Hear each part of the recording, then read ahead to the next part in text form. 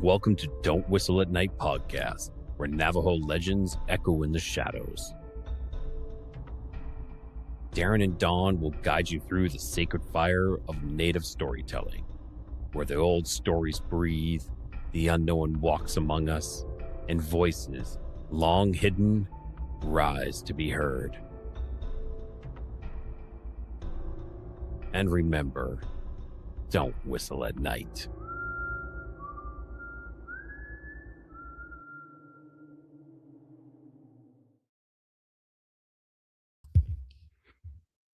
Hello, everyone. Hello. Welcome to Don't Whistle at Night. We are broadcasting live on the United Public Radio Network, 107.7 FM in New Orleans. I'm your host, Don Yazzie, and my co-host, Darren Yazzie. Hey, what's going on, guys? Hey, there he is. There he is. So, who's the guest today, man? We got Jim Rollo. Jim Rollo. Is that right? Canada. Huh. Yeah. Really? I always like talking to the Canadians out there, the Turtle Island brothers out there. Whoa, NJSJ2XQ. Just seen you on TikTok. Hello. Hey. Oh, yeah. Yeah, I was on the TikTok live trying to tell everyone, hey, we're going live over here on YouTube, Facebook, jump on Twitch, whatever, just jump on. I download the TikTok thing for the laptop, so I'm trying to mess around with it, and got a lot of people want to share stories, so it's like a little tiny output out there to reach people as well. There's a lot of traffic up there, up in TikTok. What's up, Javon Colshell 24/7? What's up? Good evening, Dawn and Darren. Excited for this episode. Oh man, thank you. We're excited to bring it to y'all. Oh, here's Jim. All right, guest of honor. Here he is, Mr. Jim Rollo. Right here. That's me. Whoa, kind of foggy there, buddy. Whoa, just getting out of Woodstock. Oh, that's hot. Huh. Well, it's a good thing that I got a face for radio. Keeping it mysterious, huh? Keep it cloudy, mysterious. I don't know what's wrong. Maybe it's the excuse me, the screen over that. You got one of those protective screens. Oh yeah, that could be it too, man. I look kind of ghostly though. Don't I don't know. Yeah. It's kind of scary. Smoking weed all day. Oh man, you're in Jimi Hendrix bus right there. His mystery machine. Yep. Well, I am being stalked by a woman that I know, so maybe this is best. Oh. That's always good. Oh man. Oh no. She might be Navajo. Watch out. Yeah, she broke into my house. I lost a toe. What? Wait, what? You lost? I lost a toe. The only way that she broke the lock on the door, and the only way to stop her from coming in and killing me, killing the dogs, because in Canada, we have to triple lock our firearms. So by the time I could get a shotgun out, I'd have been dead. So the only way that I could stop her from coming in was wedging my foot between her and the door. And every time that she smashed it with a crowbar or with her body, it sliced into my toes. They managed to reattach two of the toes, but the baby toe she crushed. So.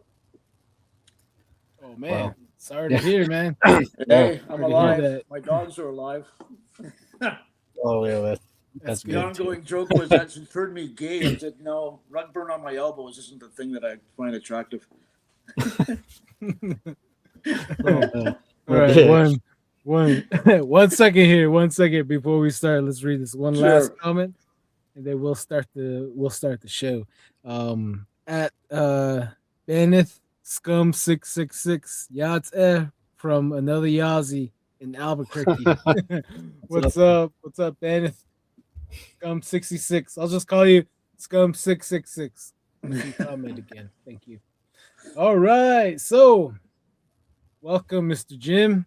Hello. And this is your episode. So, feel free to introduce yourself and, yeah, tell us your stories all the way back from the beginning of your Sure. extraordinary life. It has been interesting. I live in Northern Ontario, which is a place called Sudbury, which is close to a place called Manitoulin Island, which it's the largest freshwater island in the world, but it also means Great Island or the Great Spirit Island. And a lot of things happen there. And I don't know why, because my heritage is Viking and Scottish. So I don't know why I've been led to the philosophies of the Anishinaabe. I mean, even when I was, Anishinaabe is Ojibwe. So I was out riding my horse one day and I happened to come across a sweat lodge. And I stopped and I was wondering what was going on because I've seen all these half naked people coming out of an adobe. So I just nodded and smiled and went on my merry way. And I went to the barn where I kept my horse, and they told me it was a sweat lodge. And from there, I asked if I could go in. Now, it followed my philosophy that religion costs money. Whenever you get involved in a religion, doesn't matter if it's Catholicism or being an Anglican, doesn't matter. If you're going into an organized religion, whether it's whatever it is, it costs you money.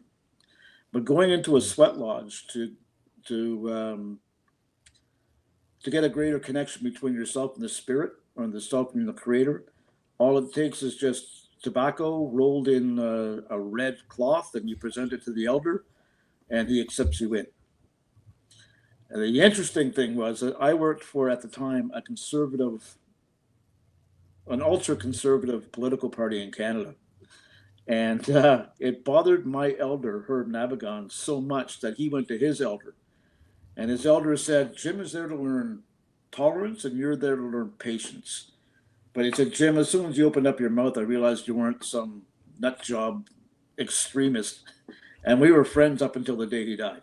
And it was incredible. And I learned a lot from that man. I actually got my prayer pipe from him.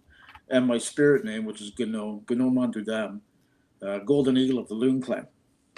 And I vowed I would never. 1 second. 1 second. Can you say that one more time? Gano Mandudam. Ojibwe, huh? Golden Eagle of the Loon Clan. Golden Eagle of the Loon Clan. In Ojibwe? Yeah. Well, nice. Ojibwe Cree, because Herb was both Ojibwe and Cree. So, okay. And there's a lot of, what I learned later is there's a lot of different dialects, even within the Anishinaabe Nation. So from somebody from Minnesota up from Northern Ontario, words can have a different meaning or a different sound, right? But I was honored because, again, my heritage is Viking and Scottish. And I was impressed. And I've seen a lot of things within this. I mean, my first sweat lodge, I saw turtle spirit in the east. I saw deer in the south. I saw an otter in the west and a cougar, not one with lipstick and high heels, but but I saw a cougar in the north. And I didn't have a clue what they meant. And one of the people within the lodge described what those spirits' strengths were. And that's exactly what I was needing in life. And then from that, I've seen a lot of experiences. Spirits, Mugwa or black bear, which I even saw death through Mugwa. It was interesting. I saw a skull come to me. I saw Mugwa come to me, and there was a spiral in between his ears. And then he came out at me as a skull, jagged teeth, and then disappeared. And when I asked Herb what this meant, and he said not to frighten you, but it sounds like somebody that you know is going to die within 3 days, 3 weeks, and 3 years, somebody close to you. and it's going to be an awful death. And sure enough, I had a fellow whom one of my first memories when I was about 2 or 3 is of this man, and we're playing with a toy jet in the hallway. And whenever the jet, you remember those old jets you roll backwards and it would go forwards? It was a little key type thing. And every time it would crash, he would say, "Oh, 700 people died." And he's one of my first memories. He actually taught me how to carve. Incredible man.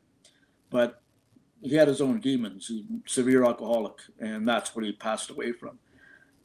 But whatever Herb had predicted, that's what came forth. It was incredible. And then I saw the little boy. We were on this is my 4th fast before I got my name. And I saw a little boy, and he was knelt in the west where the buffalo head was on a mound. And he's just looked over at me. He had eyes like ice blue, but the rest of him was Ashnavik. And according to tradition, the little boy brought all the teachings to the Ashnavik people, and he was blind. And one of the first things you notice when somebody with maybe cataracts or such, it looks that way, right? But it's been an incredible journey. And with the 7 teachings, you walk a balanced path. And it helps you be a better man. And one time when Herb gave me my prayer pipe, I was going through a bitter divorce, and it was over child custody. I ended up with 3 of the kids. But he said, "Jim, how's the pipe going?" So, "Herb, you wouldn't believe how many times this prayer pipe has saved my ex-wife's life." He just laughed. What can you do, right? Yeah. But before that, my first experience, I was about 5 years old, and I saw my first shadow man. And he was on the bottom of the stairs. I was so petrified that I convinced my mother, and that's what I saw. She called the police. She called my dad, and the police did an investigation. Nobody was there, but that shadow man was at the bottom of my stairs. And we lived in a townhouse at the time, and it was built on a swamp. There's no history of anything that could correlate with that. It was incredible. Wow. So what were your parents teaching? What was the Viking history? We were raised with the United Church of Canada, which is a Protestant organization. My mom was raised Catholic, but I had no affiliation with Ashnavik police whatsoever, other than going to university and meeting a few. And I found interesting too. And I'm sorry if I'm just going all over the place, but there was a gentleman who did paranormal in, I think it was Wisconsin. And he ended up at 3 mounds. And apparently it's quite known in the States. And he audio taped somebody saying in Ashnavik, "Welcome to the place." A good friend of mine, Will Moran, he doesn't call himself an elder. He calls himself a knowledge carrier. Because there's a lot of animosity, let's say, between almost not animosity, but a rivalry or a jealousy. And I suspect you guys have it in your own communities where cousins don't like cousins and they start to spread crap. Yeah. Sadly, we do. Yeah, exactly. Yeah. I mean, it reminds me of the teaching that we got one day when the creator gave 2 people buckets and said, "Go get crayfish." And one was a Jugganosh, which is white, and the other one was Ashnavik. And the Ashnavik came and he had no crayfish other than one. And the Jugganosh came back and his bucket was full. The creator said, "What happened?" The Ashnavik guy said, "Well, I put one in, I put another one in, and the one that I first put in would push the other one out." It's so true, right? You don't want to see each other succeed. So We have it within our own culture, but it seems more predominant or noticeable in the communities up here, anyways. And it can be ruthless. So that's why Will calls himself a knowledge carrier. And I got to admit, I've learned a lot from him as well. Yeah, that's all you can do in life is just learn as much as you can. Yeah. Make best friends. Yeah. Friends. And all you can do is be truthful to yourself, right? Right. Yeah. With wisdom comes great sadness as well. Oh, The yeah. more wise you get, the more sad you get. Realizing Yeah. there's things that you can't change. Yep. So I feel you on that. Well, it Yeah. makes us who we are. I remember Herb. One thing that I respected about him is that whenever I would experience something, he would tell me, well, I suggest it could be this or it could be that. He wouldn't tell me what it was, because the philosophy is that my relationship with the creator or with the spirits is my personal relationship. So how could somebody dictate what it means to somebody else? So, and when I asked him, well, if I don't know the answer, just because you want the answer right away, it doesn't mean you're going to get it. You're going to get it when you need it. It's so true. In two of my vision quests, I remember I was asleep, but when you're asleep but you're actually awake, you can tell your surroundings are all around you. Yeah. I was brought to a place that was a birch forest, so which is traditional Anishinaabe territory, right? The birch. So I'm walking, and this stout older woman is beckoning me to come follow her, and she had the most radiant smile that that was just so calming and inviting. And I followed her, and I walked into an adobe. I think the best way to describe it is that around Colorado, you've got that rock that's like concrete. It's like a sandstone, but it's concrete. It was that color. And when I went in there was a younger woman, and she was bent before a smudge pot, and I saw the smoke curling right up. She brought me on a journey that was amongst the stars, and whatever question I had, she had an answer for. And I kept on thinking, okay, I got to remember this when I wake up. This is incredible. And the only two things that I can recall out of the entire vision quest was that, one, there are answers to every question that's out there. And she said, don't lean too far over in a canoe or else you're going to get wet, which follows the philosophy of within the 7 teachings, if you follow too hard, you're going to rock off your balance. You're going to walk off your balance. So if you trust too much, you become naive. If you respect too much, it becomes idol worship. If you love too much, it becomes possession. That type of thing, right? Or one thing that I have trouble with is a sense of honor, and it could be stubbornness. So maybe that's because I'm a Scorpion. I don't know. But other than that,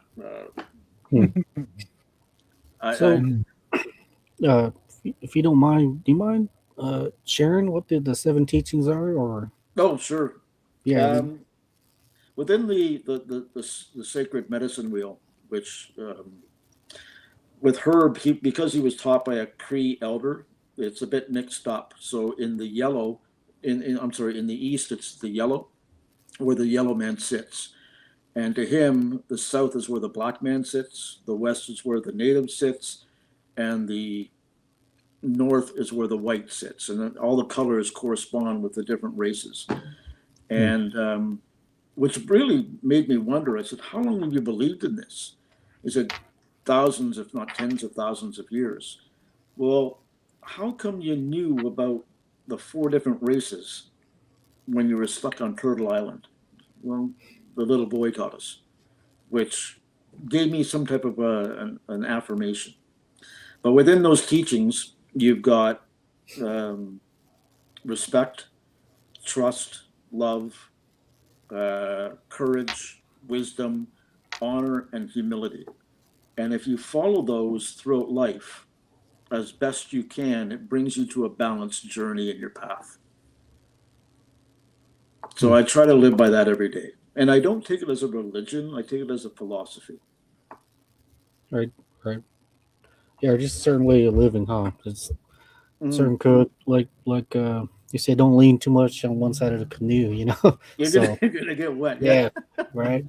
That Leave just that- makes yeah. that makes more that makes sense. You know, that makes it's really funny that these that there was kind of humor in this in this teaching this person that you met, this lady. You know, Mhm. it's you would think that they would they would kind of be more serious, but it kind of it makes me happy that that they have humor. There's some knowledge and humor. All you have to do is look at the platypus. Right? Who's gonna stick a duck's bill on a beaver? Oh, Oh yeah, yeah, strange creature. yeah. Do you know how crazy this creature is? Like it's they have no stomach.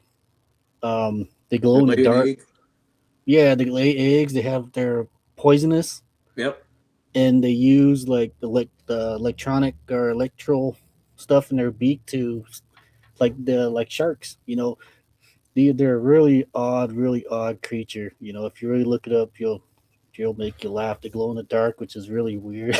It's really weird, and uh, they they excrete milk from their skin. So Really? how yeah, like how weird is this creature? If you really look at it, it's a really odd. It's a Well, really that's odd. one of the reasons why I like Northern Ontario. We have no poisonous snakes, no sharks, no crocodiles. The only thing we have to worry about is bears and wolves and the moose. We actually more people get killed with moose than anything else. Yeah. Wow. 1 second, guys. 1 second, guys. Let's catch up with the viewers real quick. Z Sun Dragon 6461. Hi Don. Hi Darren. Hey, What's what's up, up? Z Sun? Says hi Jim. Hello. And Sally Fourth Alone says hello. Hello, Hey, Sally. what's up, Sally? Melody Alvarez 1378. Hello. Hey, Mal. Polar Nights from Twitch. I did have a strange encounters in Canada. I did meet a modest man from Quebec. It was like I was in the Twilight Zone. Really? Hmm. Sounds I don't- interesting messages, man. Yeah. Johnny Yeja. Good evening, I'm Don originally and from Darren. Quebec. Oh, really? Yeah. Probably talking about you. Yeah. um, Quebec's most interesting man. Najoni Yeja. Good evening, Don and Darren. Wanted Hey. to stop by to say hello and listen for a little bit. Thank Thank you, you. Najoni Yeja. Fabian Perez. Hey, man. What's Hey, up? what's up, man? Amigos. Good evening, bros. Hope all's well. Little Wolf C13. What's up, Little Wolf? Hey, She's hi. Then damn Mika. IKEA James. I'll just say James. James Okay. 3993. Hello.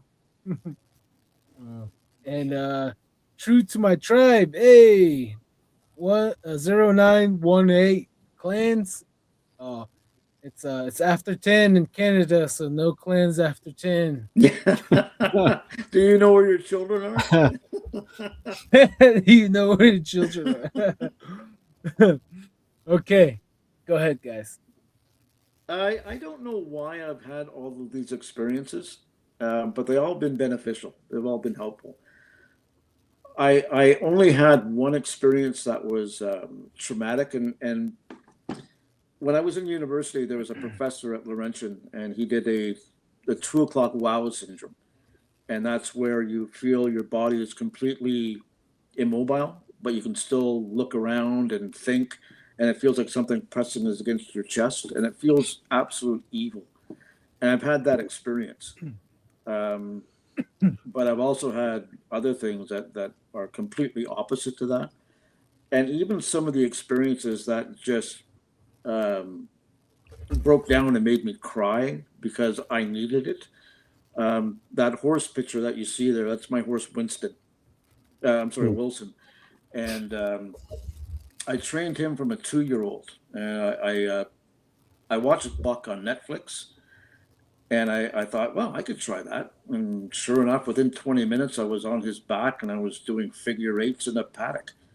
Mm. Um, it was incredible, and I would take him out in the bush trails, which are endless up this way. And I'm going up a goat's path, and there's absolutely nobody around, nothing. And the only thing around is just saplings and hay, old hay fields. Not really fields, but just somebody had scattered hay seeds.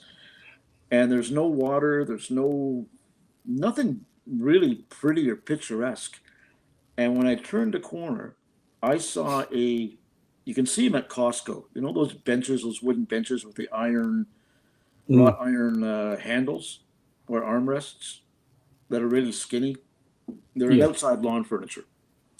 So I saw that, and right beside that was a blue toy steel baby carriage.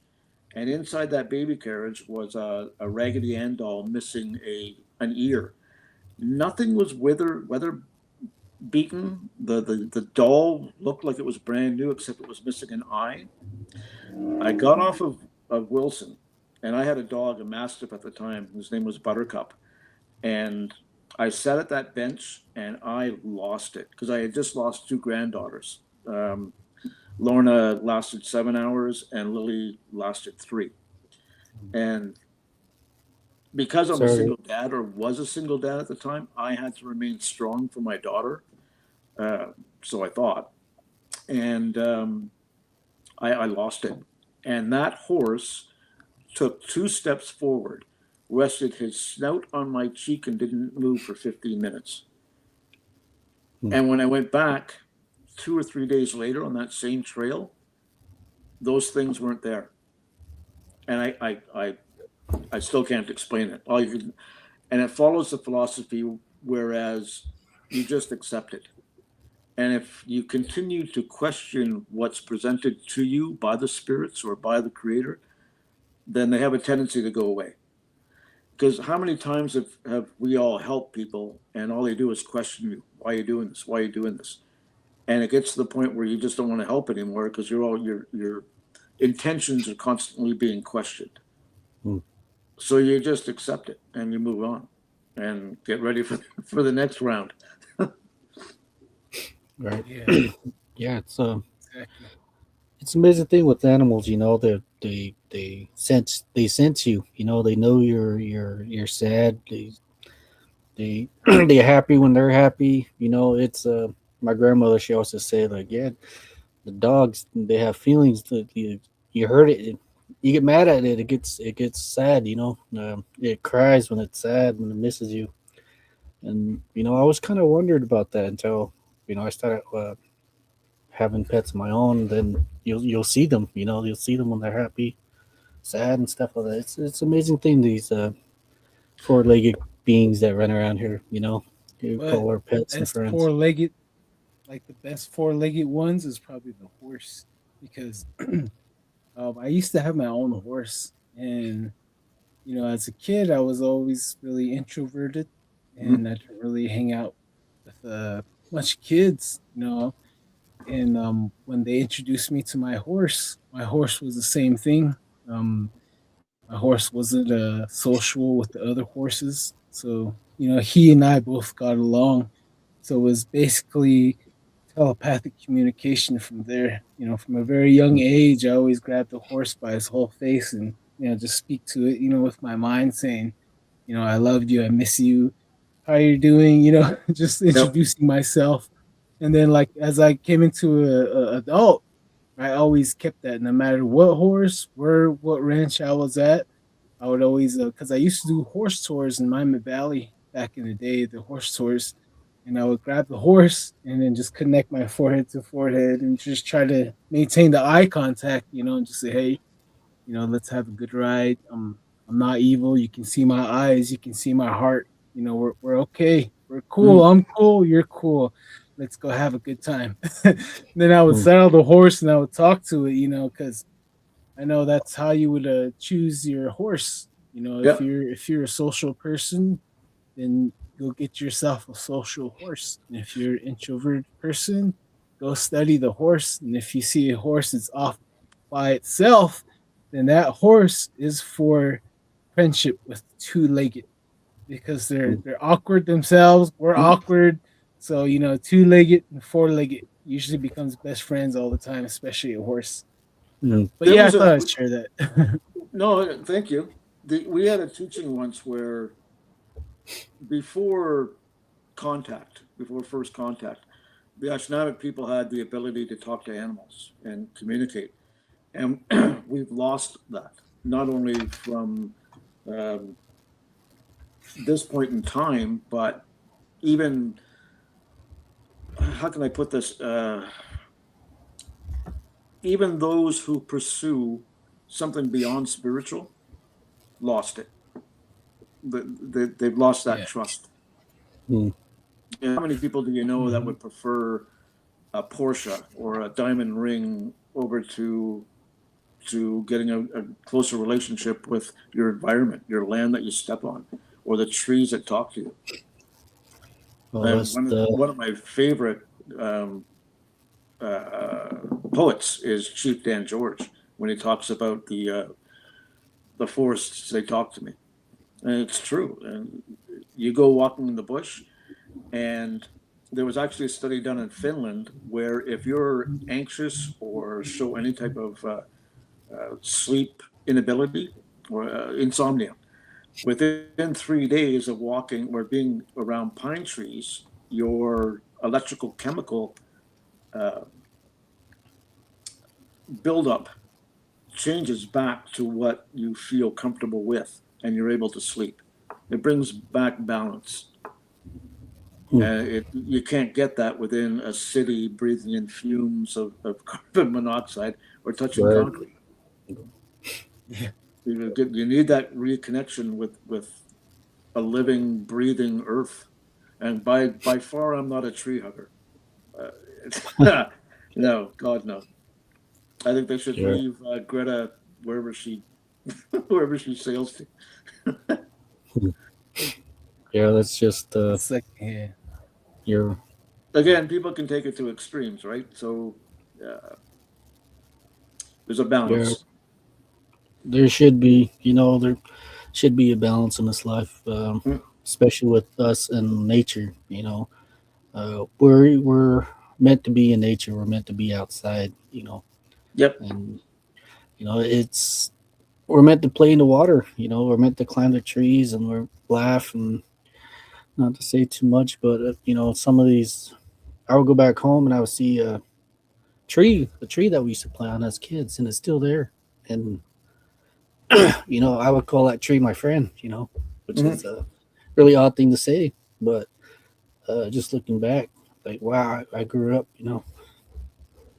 That tree's still there. So I get the same whenever I smell sweetgrass, and I'll be walking in the bush. And to be honest with you, I could be peeing on it. I wouldn't know what it looks like, but I smell it, and I'm brought right back to a sweat lodge where I feel absolute right. peace. Yeah. Mm. Yeah, that's Yeah. true. Take your shoes off and walk around in some grass. Hmm. So Soil in between them it's always toes. great. Real quick, guys. Let me Mhm. read these viewers real quick. And we'll continue again. Little Wolf C13 says, Yay, got the shout out. Thanks, Don and Darren. Hey, you're Hey, welcome, what's Little up, Wolf. Wolf? Nivea's Angel. Hello, y'all from AZ. What's up, Nivea's Angel? AZ Lyman 47. I made it. Sorry you're competing with the NFR. Choose wisely, AZ Wiseman, AZ Lineman. Mort Ali. Hello. Hey, what's up, Mort Ali? Assalamu alaikum. Um, Nivea's Angel. I was told there are pain eaters. I was told they are pain eaters. Hmm. Wait, I can't remember which ones. Oh, it's talking about horses. Let's see here. Yeah. A horse won't cheat on you. No, that's true right there. Nivea's angel, they are connected to us, all animals. That's for sure. Mhm. Nivea's angels, diamonds and gold mean nothing. Oh yeah, that's for sure right there. Diamond and Yep. gold. All right, Can't eat Jim. it. Oddly enough, Comment. Sometimes we get really behind on comments. Sorry, but go yeah, ahead. oddly enough, I was at a place called Willisville Mountain. It's in between Sudbury and Manitoulin Island, and it's where what's it called? The different shields. In one, you've got the Cambrian Shield, which is around my area in Sudbury, and then you've got Manitoulin, which used to be a ancient ocean, and you could walk all over the place and find fossils of fish and plants. But I was with my son at the time, and we were just walking the trails. He went off to play with his toy soldiers, and I'm sitting there looking at this mountain range, and there was a golden eagle that kept circling us, and it was so close I could see its eyes, which I later found when that was my spirit name. Ah, there must have been a connection there. It Hmm. was incredible. Uh, Even to this day, you just something like I said, you just gotta take a deep breath and go, okay, let's go with it and see what happens. Uh, Mm. Well, you're being scattered out, I would say. yeah, They found you found your place, you know. So yep. that's always a good thing. You found your place. So, uh, going back with these shadow beings. Was that the first time you seen one, or were there other incidents like this growing up in your youth? You know. That was the first one was when I was about 5, and then after that, um, it was you would just be walking, and all of a sudden something would appear and then gone again. And oddly enough, my kids, when my daughter and my son were walking from coming back from a pool, they said, "Dad, you wouldn't believe what we saw." Okay, what was it? It was a black shadow, and it was just like a blob. And my daughter said it just went from kitchen window to kitchen window, and that was in a townhouse area. So Hmm. she said we followed it for like 5 houses, and then when there was a break in the houses, it just disappeared. And all you can tell them is that number one, if it confronts you, there's no reason to be afraid of it, because fear is actually what feeds it, right? That's All right. why we were taught with Yep. Wendigo, um, or even with your skinwalker. If you talk about Mhm. it, it gives it more power, and that Yeah. power causes it to strengthen, and then causes you to be more fearful, and that goes on and on and on. What I see in that too is a lot of people see the economic benefit or value of that, and they actually encourage it. So uh, whenever we're talking about Wendigo, I've heard stories where it was just a child or a tale to keep your children in line. Don't go out in the bush because Wendigo's there.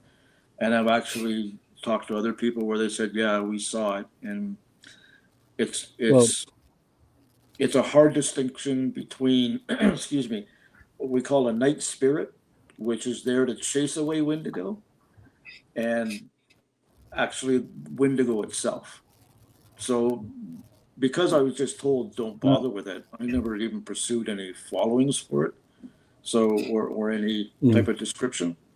I'd rather be happy with the pleasantries of walking with a creator in the spirits. One right. second here. One These. second here.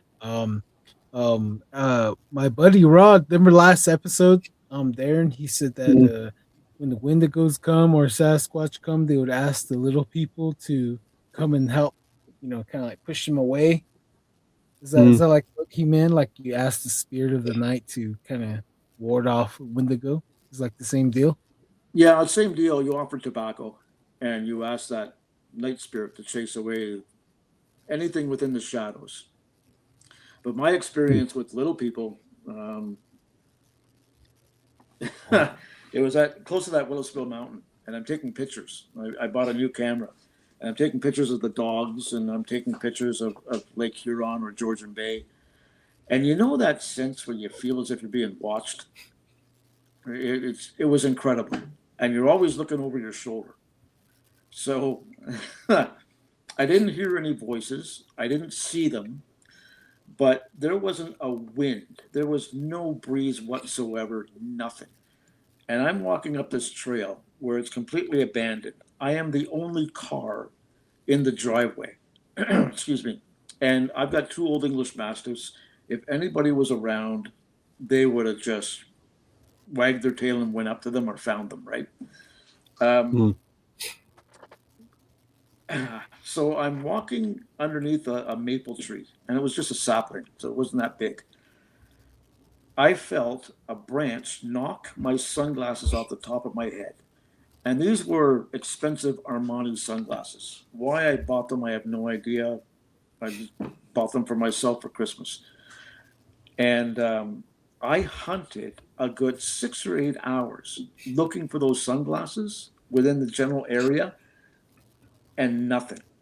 So finally it got dark, and I had to go. I was an hour and 40 minutes away from my home.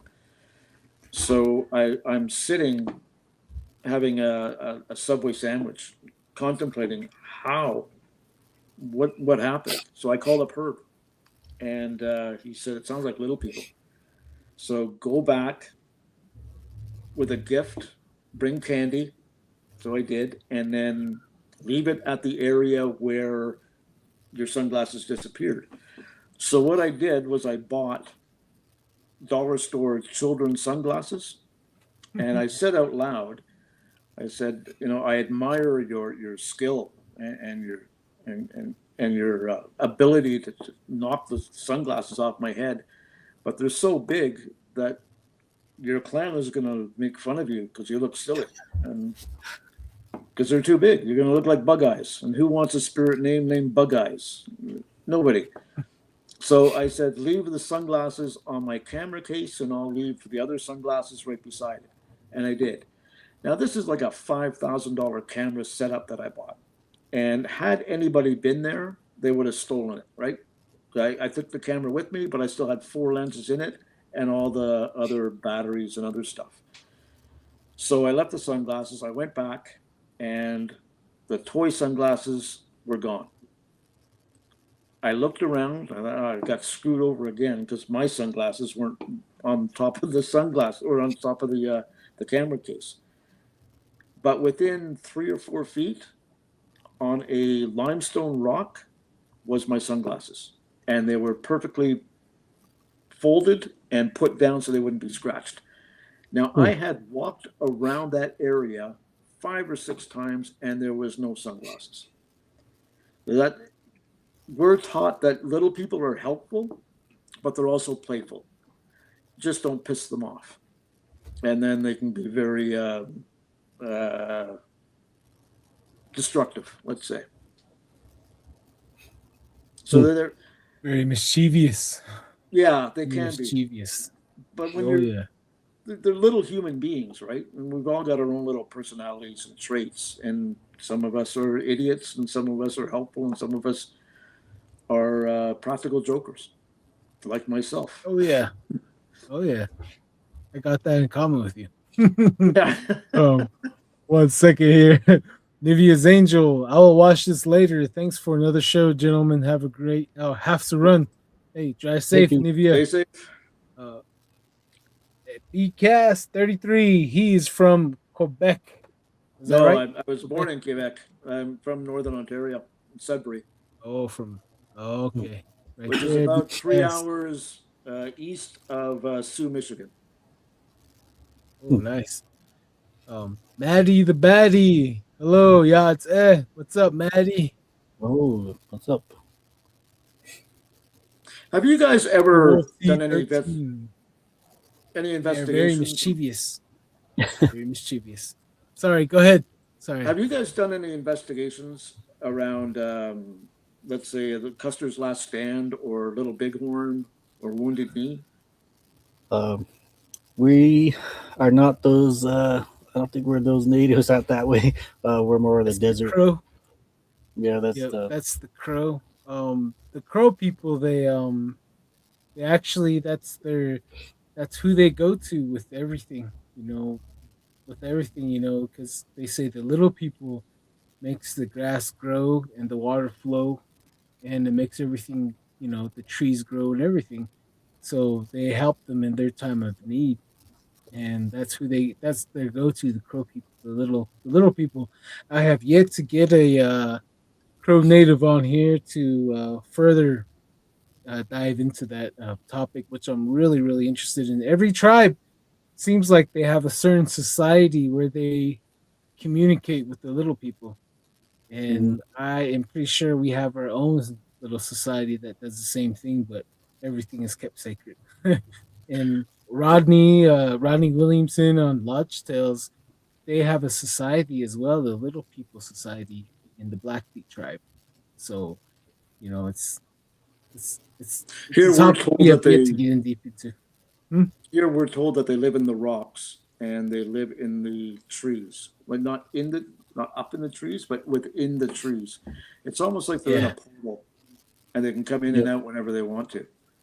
There yeah. was We have a fellow on it's called Manitoulin Island Unexplained, and there's a lot of UFOs and ghosts. There's a lot of also First Nations. And one fellow said he was walking. He was part of the Medewan Lodge, which I don't know too much about because they won't allow non-natives in it. Um, they do a lot of shaking tent ceremonies. I've been to one of those. Um, that's where I experienced the spirit of Bigfoot or Sabe. Um, but from that, he said he was walking collecting birch bark because they believe that within birch bark, or I'm sorry, within driftwood, reside animal spirits. And when you look closely, you can actually see the image of whatever is presenting itself. And he said he was sitting there having a smoke, and one little person came out.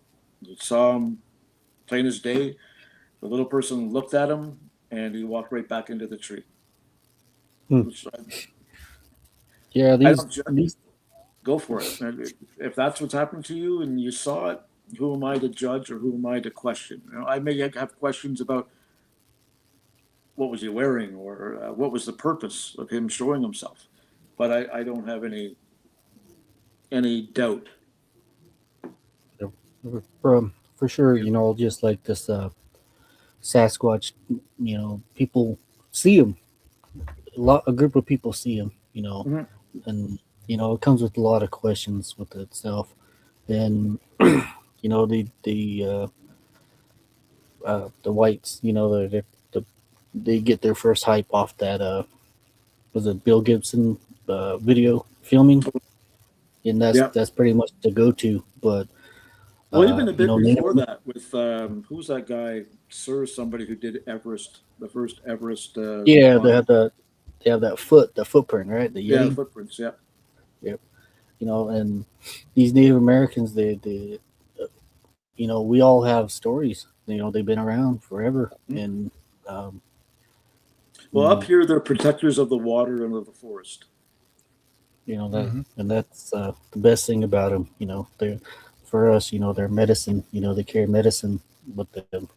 It comes with teaching. And on my side of the reservation, they um, come with a bit of forcing. You see one.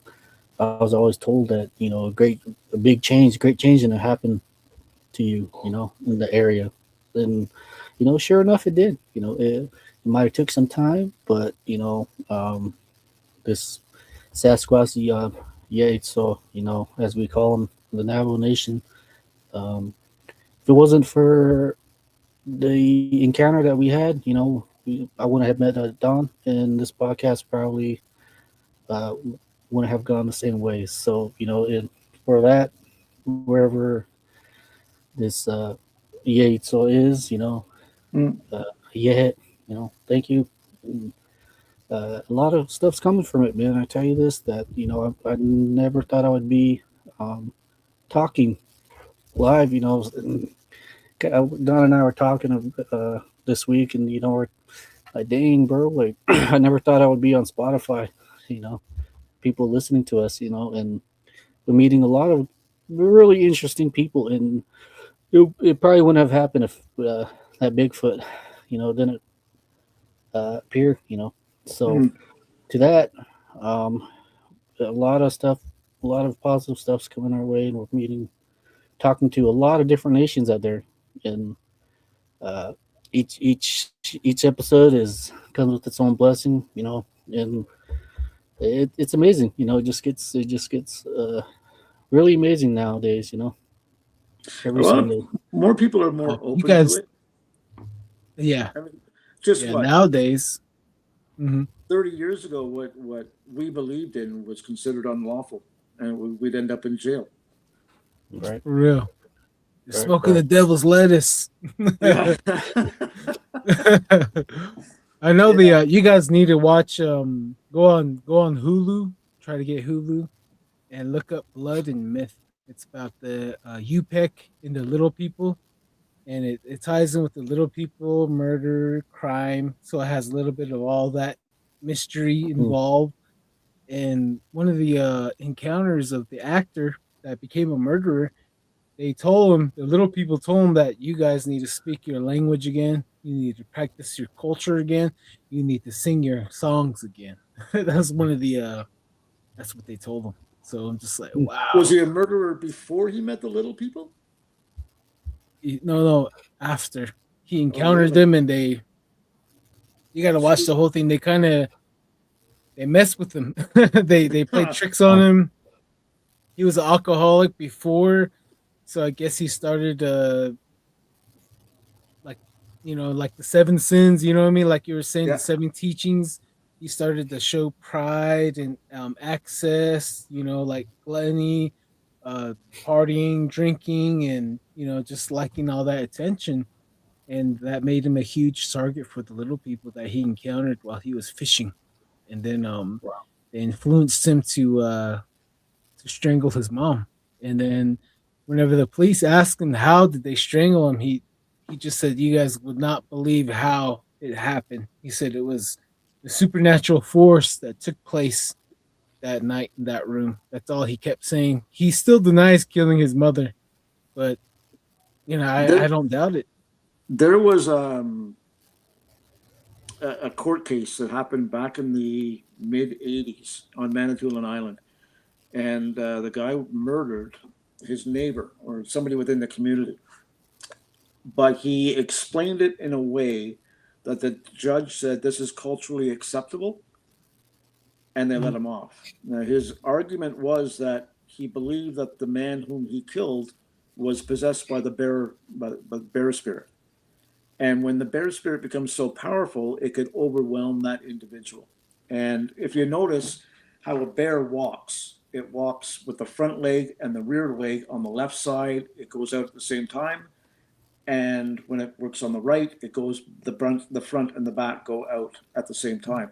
So it's basically like two people walking together, walking upright, one right after the other.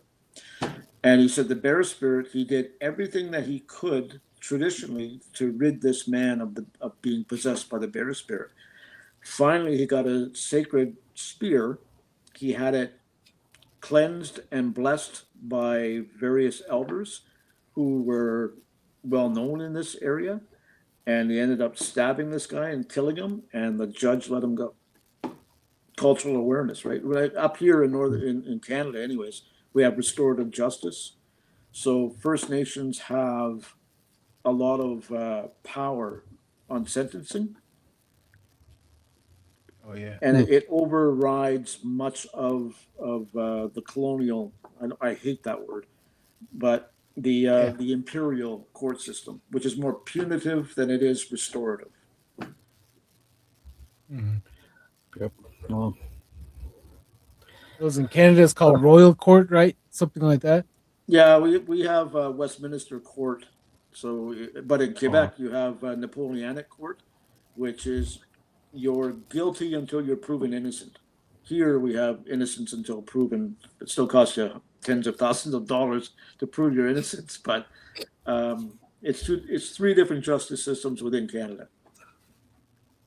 Wow, I would have never guessed that.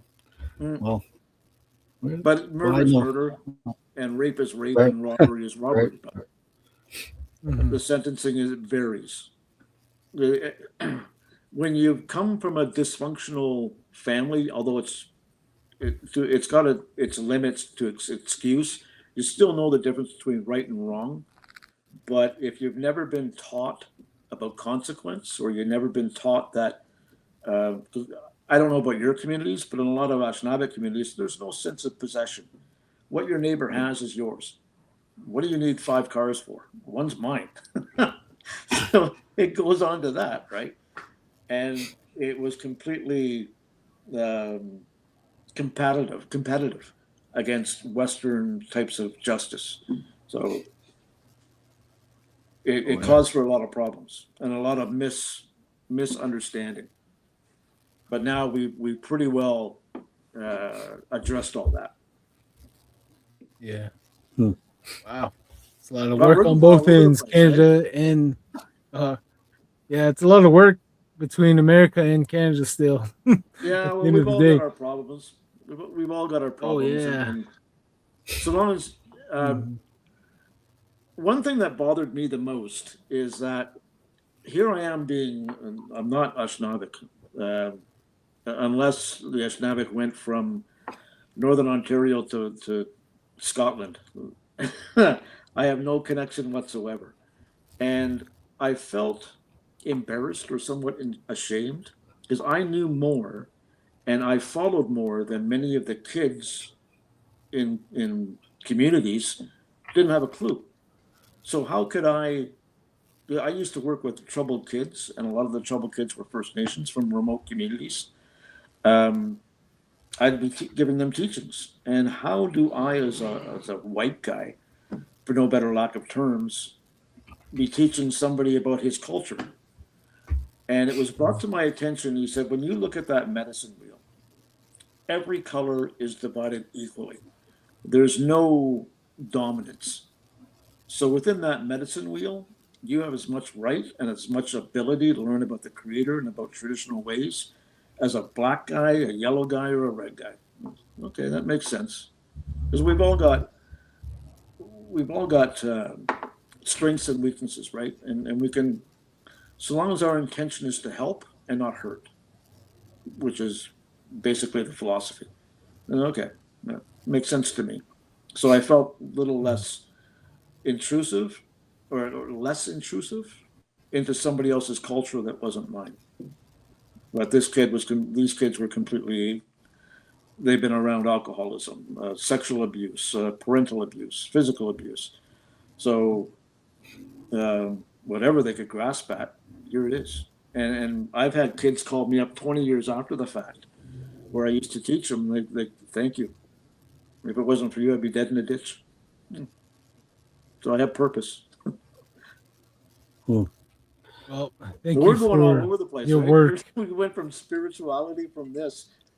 Sorry. Oh no, it's all good. It's all good. This is the radio, and this is Well, covers all aspect, because Yeah. not a lot of people understand the growing up on reserve in Canada or reservation in America, because we deal with a lot of that, like trauma. That's what alcoholism is everywhere, but what gets passed down is trauma, yeah. generational trauma from the Yeah. last generation on. So that's what one of the huge factors, huge key that really really does it. It's just the generational trauma.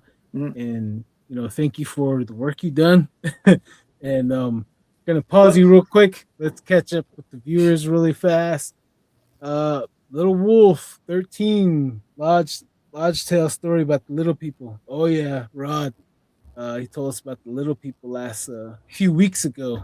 Yeah, that was a Hmm. few weeks ago. Thank you, Sun Dragon, for welcoming everyone and being friendly to everyone. Thank you, brother. Noel 3069. What's the movie on Hulu?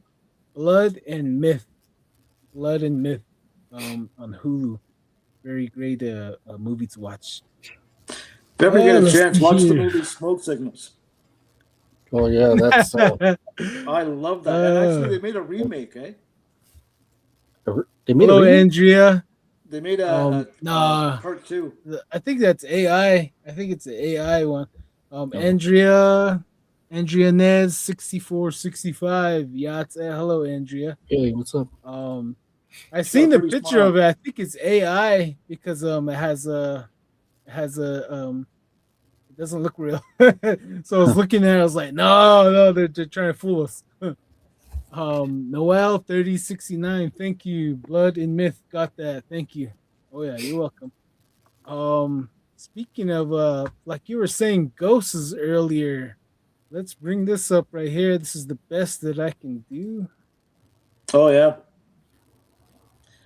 that was taken in 2007 at a friend of mine. I actually have two good friends. One friend, Mike, I grew up with.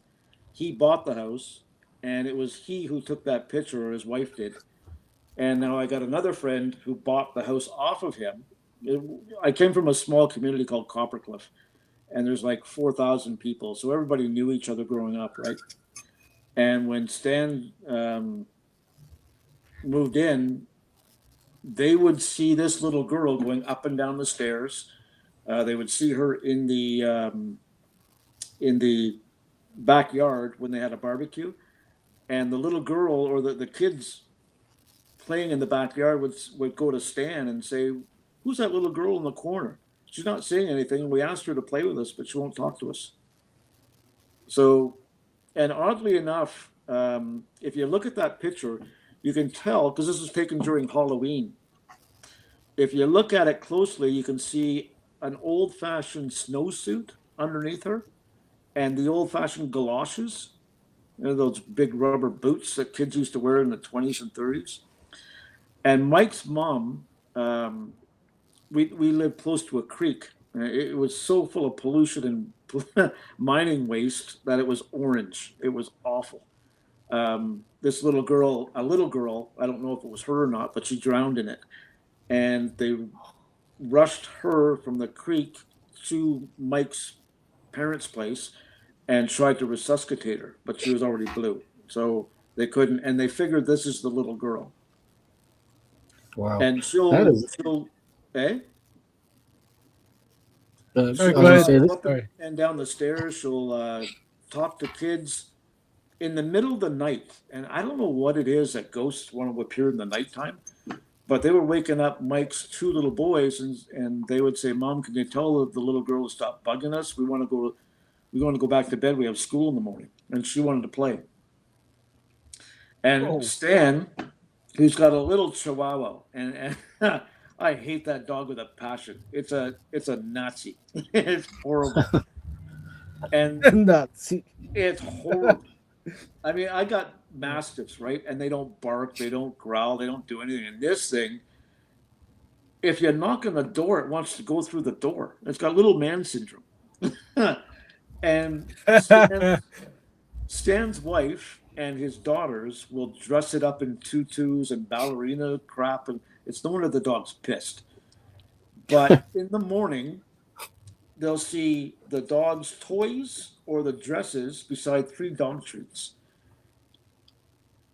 And they figure it's this little ghost who's playing with the dog. And because the dog treats are in the kitchen in a cupboard and the door is closed, nobody touches it. And the toys and the tutus are locked in a chest. And these things are opened up and laid down beside each other on the living room floor. You know what? This wow. this picture is Okay. actually a really good picture. You can actually see the fabric Yep. details. You know, it's you can see the folds in the clothes, Yeah. uh, the hair. You know, Time. it's this is Now this actually was really taken good. from an old 8mm video camera because it was back in 2007. And Mike's wife, who took the picture, she said all I saw was just an orb in the carport. And then when I What? turned the video into stills, this came up. Well, you could That, you can see the eyes, the nose, the mouth. You yep. know the Even the basal, curls in her hair. right? That Yeah. is. I was just looking at that too, and y- there's a lot of. You can even I see the ears. I would Yep. say. I see too. You know what? When a child now, I assume she's about 6 or 5 or 7, between that age, because she's still got that milk tummy. Yeah. Right, right, Yep. uh, Yeah.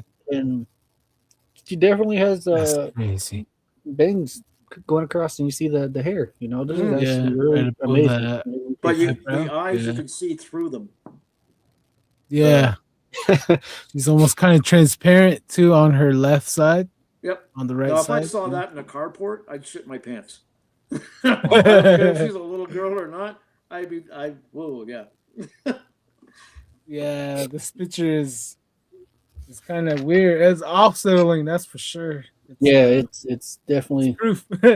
It's proof. yep, yep. It's really a really good picture. If it wasn't anything else, this Yep. could it looks more solid if anything. But What makes me laugh is Stan is like 320 pounds and 6'5", and this ghost has riled him so much that when he shuts off the light in his bedroom, he jumps into his bed, and his wife laughs at him because he doesn't want anything to grab him, grab his feet underneath the bed. hmm, Oh And man, what he gets me must. too is Stan is an atheist, but somehow he's comfortable with living with a ghost and knowing he's living with a ghost and being an atheist.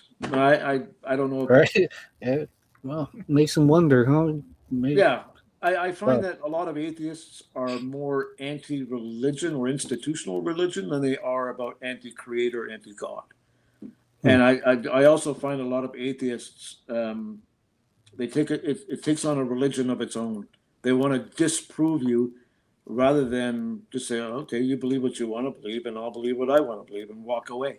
No, they oh got to yeah, prove you wrong. You can't. No matter how much you try, it's basically your own personal experience and your own faith, right? mm, Mhm.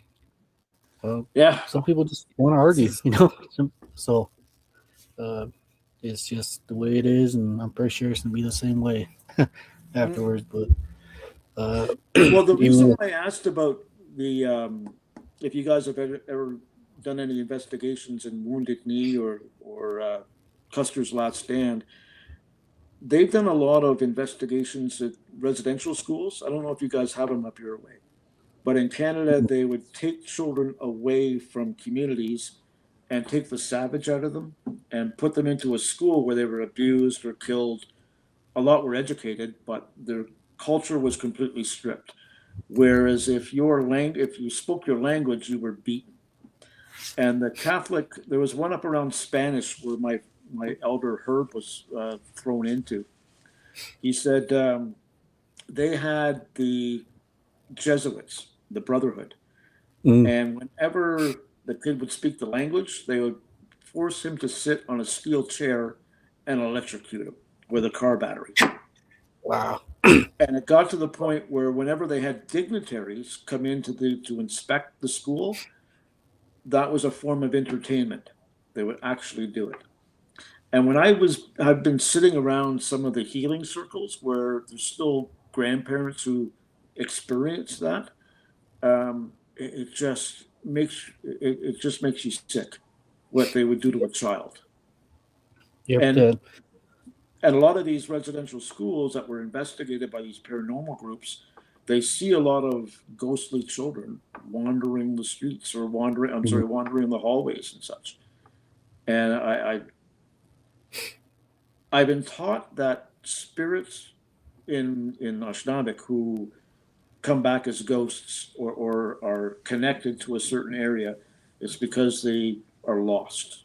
They haven't got the connection to what they've accomplished in their life. So if you feel as if you haven't accomplished what you needed to, or some type of a trauma mm, where you lost your life, they'll hang around. yeah. These boarding school, the there was so much evil stuff going on in these boarding schools. It's gotten to the point where they would kind of fear the cross. They would fear it because these the people that were carrying it were wicked people. Mm. And And they justified it by their belief in God. right, We can do and whatever we want to because God's with us. yeah.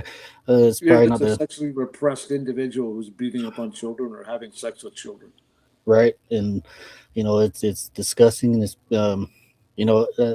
that's going to be my one of my goals in this is to bring awareness to this, even this Jesus, this Christ being the man.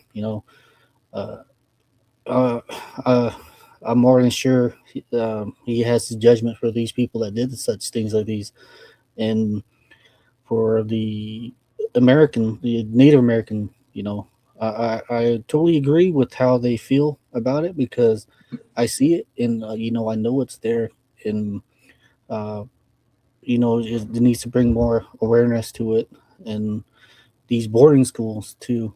Also, man, I hear so much stuff about these boarding schools too.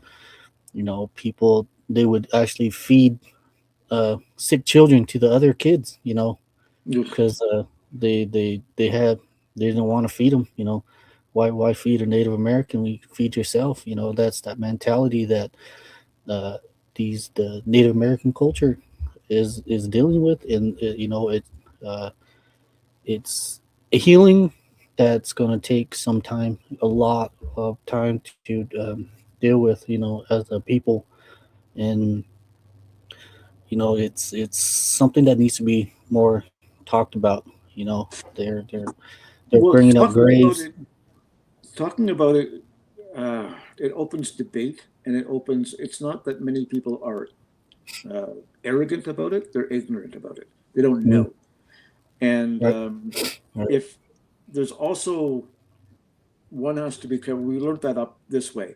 You have to be careful not to blame because that forces resentment and counter resentment, mm, and then people just end up hating each other. Um, so you need an open dialogue, but you also got to say, I understand this is not you. It was your great grandparents or your grandparents that did this, and even what we did up here, and I'm sure that we call Americans the long knives, right? That's how they settle mm, disputes with with their long knives, and they would pit one group of people against another group of people for political favor or for trade or for economic or even for alcohol. And if you're, how can I put this? If you're going to start blaming one group, you've got to blame them all. But we're all equally guilty because we're all human beings, right? We're all part of that circle. mm, In Canada, from 1950s till 1990, the government in Canada was injecting First Nation kids that were in these residential schools with diphtheria, smallpox, typhoid for medical research. Even though they had the ability to cure them, they wouldn't. They recorded how they died. And they would just yeah, tell the parents, your child passed away, we don't know why. And yep, it's been that documented. And if we don't document it and talk about it, it could happen again. or that's where Hitler got uh, his plan. The whole what would you call it? One world, one word, one man being. I forgot the word for it, but they did the study, and that's where he got his idea for what he did and justified was by the Americans and the eugenics Yeah. project, them sterilizing women without them noticing or without them without their consent, and I don't know about injecting the them. States, but in Canada and South Africa got it from us how to identify First Nations by male lineage or how was it now? It's your grandparent. If your grandparent was native, then you're native. The Nazis did that with the Jews. That's how they identified Jews, and we copied it. And then the South Africans with apartheid copied it from us. I don't know about the States, how you guys are identified, um, But to learn from somebody so evil is just, it's just horrible. Right? It doesn't say a lot for humanity. No, no, don't. I had Me. there's a woman, it was actually Herb's wife. She's got her doctorate in native dysfunctional families and Mm, how to counter that. And I asked because um, my daughters and my son went through a miserable divorce, and it was a child custody thing. mm, Excuse me. And it worried me that we believe that it's 7 generations that are affected by what the parents do or what the right. So with you residential know, schools, that's where I took it from. So I've got 7 generations that I've got to worry about within my own family. And Herb's wife said, no, it can be 7 generations if we don't address it. However, it can stop at one when you recognize the problem and you yourself deal with it. Yeah, makes sense. So there's always hope, right? It doesn't have to take forever. It starts with you. It starts with us, and that's how we mm, make change. Cool. yeah, that's communication. Communication with yourself, and knowing your flaws, knowing yourself, and knowing what you can and what you Yep. need to And uh, I better help on. remember um, one of the teachings that we had in the sweat was about communication.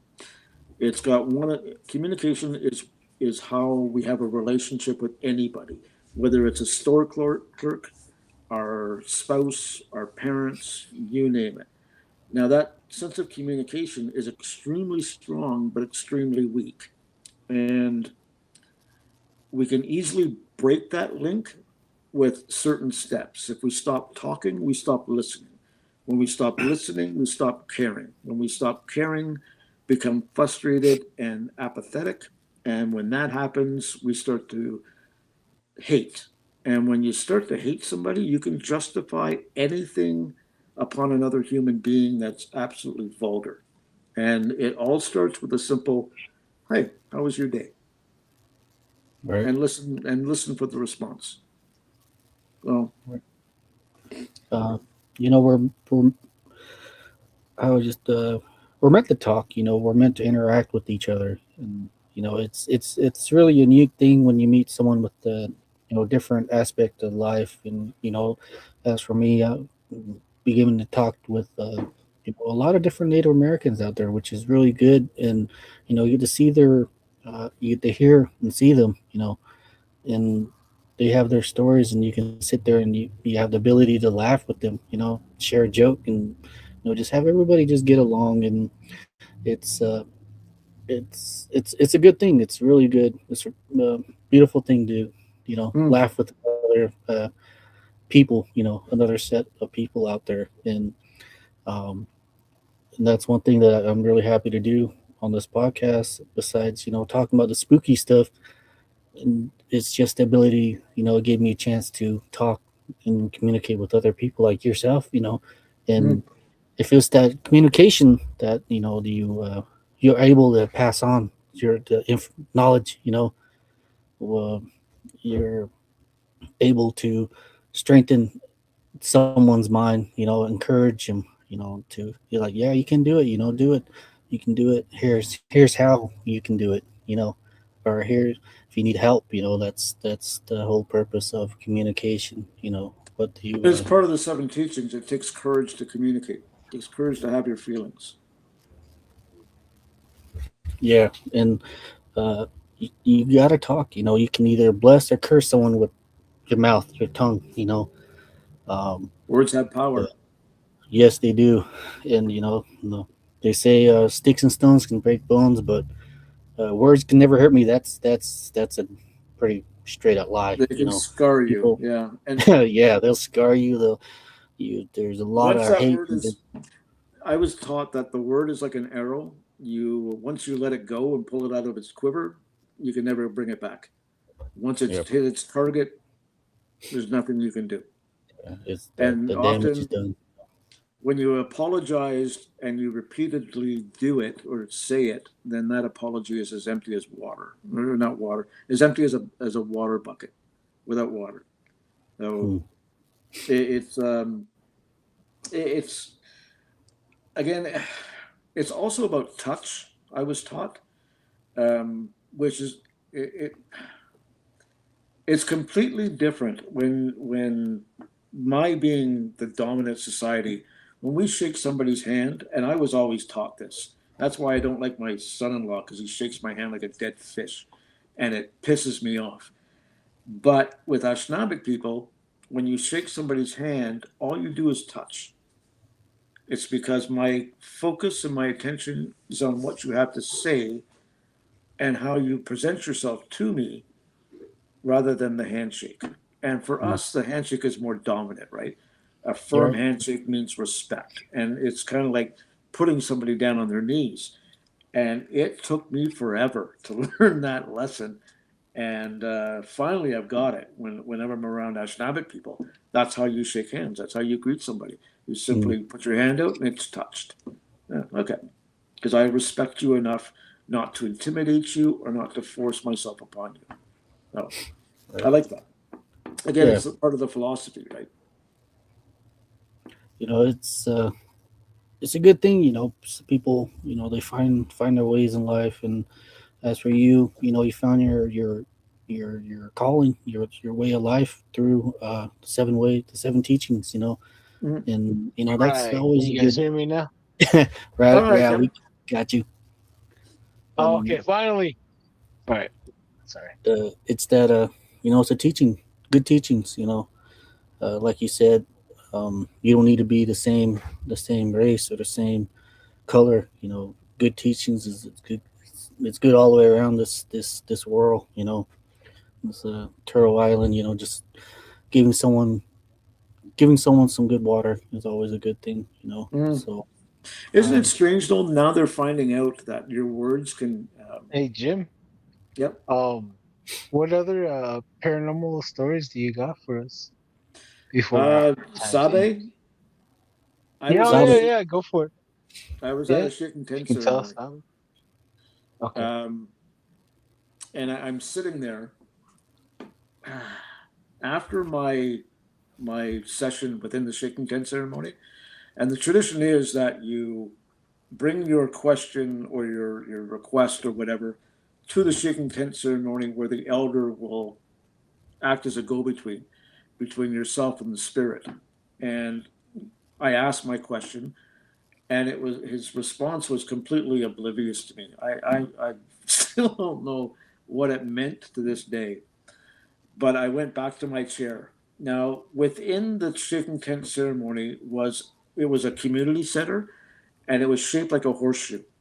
So there's the windows are all closed, and the doors are all shut. It's completely dark in there, and there's three tiers of chairs around the within the horseshoe shape, and above that is a hallway. So a friend of mine is standing on the hallway, and I'm sitting down. And he said he looked over his shoulder, and a light, almost like a plasma ball, he said, was coming straight at him and actually threw him into the wall. It was so powerful. And he saw it come right over to me. And it was then, um, I can't be specific that actually foretold what I'm going to share with you now. Is that I'm looking down at the floor trying to contemplate what this elder had said to me. And I looked over and I saw a thick, hairy set of legs right beside me. I mean, thick. And I slowly looked up and I saw muscle. I saw a tummy that's all hair. I saw arms that were the size of tree trunks. And I looked over and I saw shoulders with no neck, just a head. And the kindest, calmest eyes I have ever seen. And I'm looking there in awe. And Sabe, or you guys, I don't know what you call Bigfoot. Ito. Up here, pardon me? Yeah, Ito. Okay, we call him Sabe up here. So he's looking at me and he said something, and I'm sorry, I don't understand your language. And that's what I said. I'm sorry, I don't understand your language. He threw his head back and laughed. And when he looked at me again, all of a sudden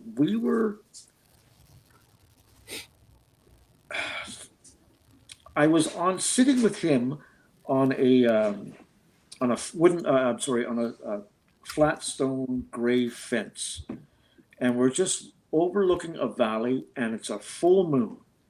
And he said something to me again, and again I said, "I'm sorry, I don't understand the language." And he cupped his hands together, and he showed me what he had, and it was an eagle whistle, and he blew it. Oh. And then I've been looking for an eagle whistle, and we believe that if an eagle whistle is, if you're intended to get it, you'll eventually find it, or you'll somehow it will reach you. That's how I got my pipe. That's how I got my turtle rattle, my drum. Everything just seemed to appear without me asking for it, but knowing that I was going to get it. So he blew the whistle and cupped his hands back again after he showed it to me, and we were right back at the chair, or back in the shaken tent ceremony place. And that's again when my friend said, all of a sudden that ball of light that was right beside you all this time just disappeared. And that's what happened with Sabe, because I'm looking at him. I looked down on the floor and I looked up again at him, and he was gone. And I can't explain what he said, other than I know it was there for comfort and direction. That's all I can tell you. But it was incredible. And here's a guy verifying that he saw a plasma light, and he even told me all of that before I told him about what experience I had with Sabe. Yeah. But again, I've always sought truth, right? I've been on ayahuasca journeys. I've been on peyote. I'll never do that again. I'll never do peyote again. It tastes So, like crap. how was ayahuasca? I hear a lot of bad. I heard some bad negative experience from ayahuasca. Did you see a black serpent or a I dragon type fall. of deal? Yeah, the black serpent was there, but she wasn't. She wasn't mean or anything like that. She just showed herself. But I found ayahuasca to be a grandmother spirit, and the peyote to be a harsher grandfather spirit.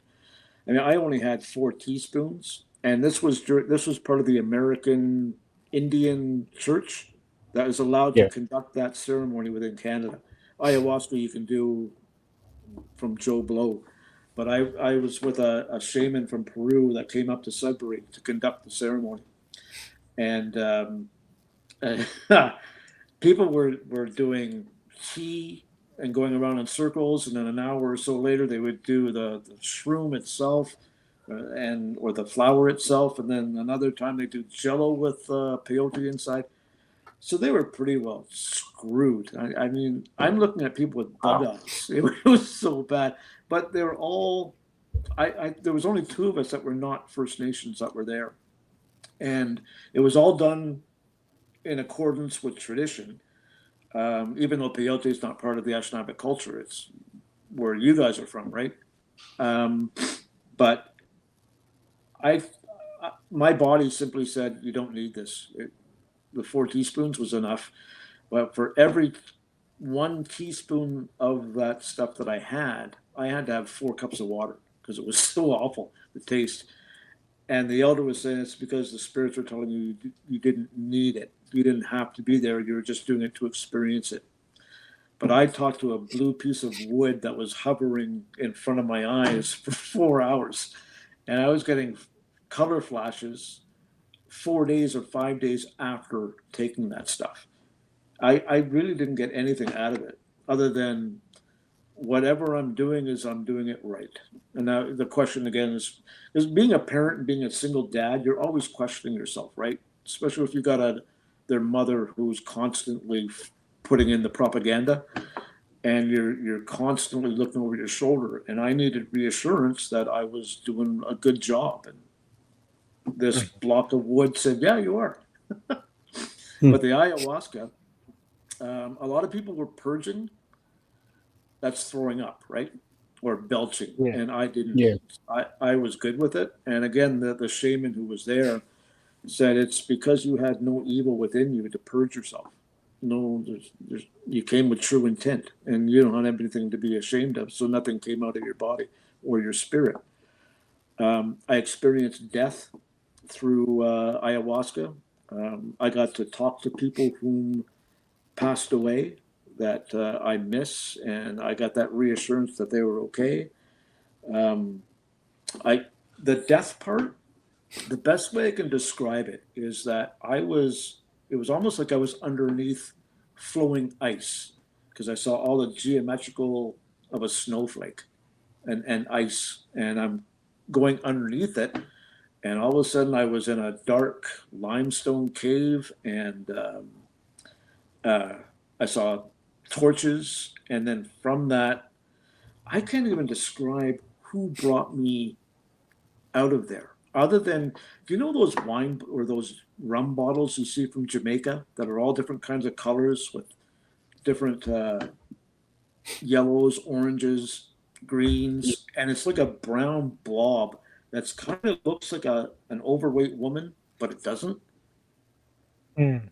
That's the Like best way. Sailor Jerry's, Pardon me? kind of like the Sailor Jerry bottle type of deal. I don't even, because I don't drink. So, Oh, okay. Oh, okay. Never mind. but I'm trying to I've seen remember. it in the liquor store. Sounds familiar. And Oh. it's kind of reminds me of an abstract Aunt Jemima.